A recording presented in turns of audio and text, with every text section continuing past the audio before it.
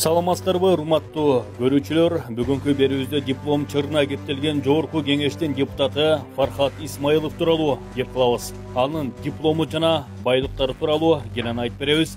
Бизден алыстабаңыздар.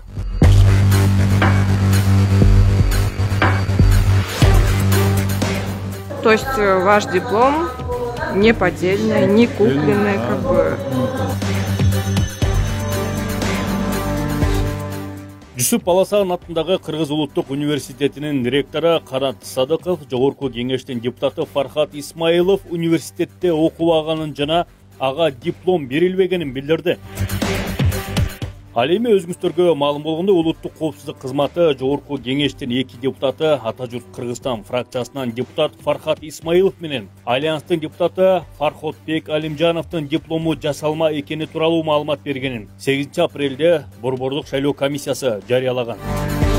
Жогорку Кеңештин сайтында болсо Фархат Исмаилов Жүсүп Баласагын атындагы улуттук университеттин бухгалтердик эсеп жана аудит факультетине 2000-жылы тапшырганы жазылып турат. Бирок бул окуу жайын эле-күлү аяктаганбы белгисиз.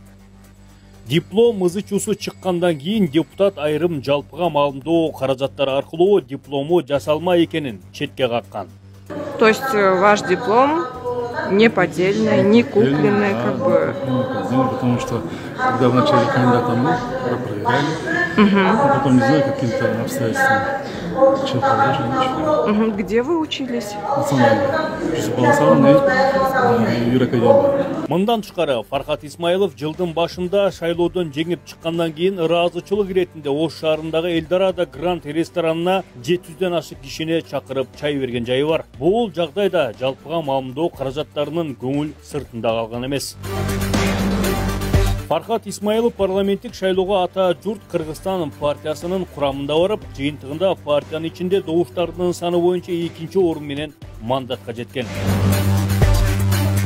След KG сайтынан алынган маалыматтарга ылайык, Жогорку Кеңештин депутаты эки фирмага ээлик кылат. Ал Ала Инвест ЖЧКсы жана Ай Балта күзөт агенттиги. Экөөндө тең директор катары Фархат Исмаилов көрсөтүлгөн. Диплом чыры чыккандан кийин Борбордук шайлоо комиссиясы эки Жогорку Кеңештин депутатынын мандатын караш керек эле.